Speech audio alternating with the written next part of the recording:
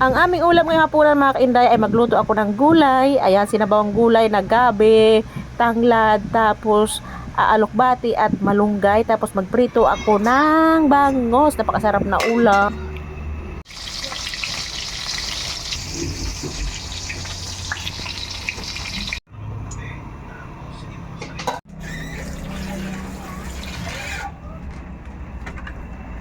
Ay, naluluto man.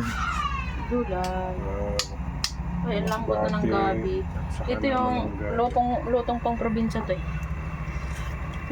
Ang sarap yung magtanglad yung gabi natin. Tapos ayan, malunggay at saka alokbati. Simple lang talaga yan. Asin at saka bitchin lang nilalagay. Dito yan, magluto sa probinsya. Napaka-healthy talaga nito. Teka lang. Kaya lalagay ko pa yung sayang man yung malunggay oh. Ayan, so pakuluin lang natin yan. It's ready to eat na. Sarap nito. Napakasimpleng ulam. Pero napakasarap. Oh, ayan.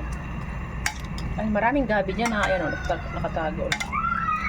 Ayan. Pakuluin lang.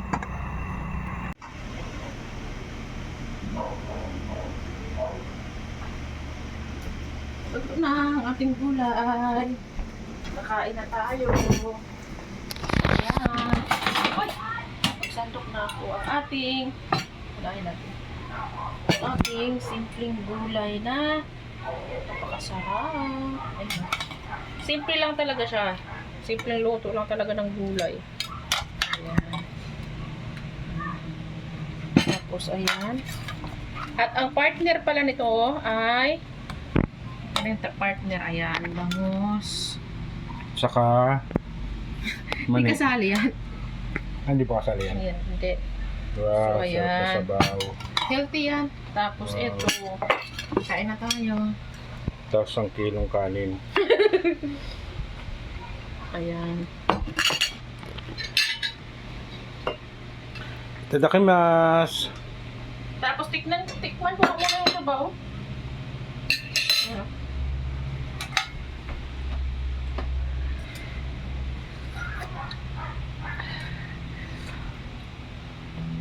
Ang sarap. Lasang malunggay, lasang tanglad, lasang alokbati, lasang gabi. Perfect.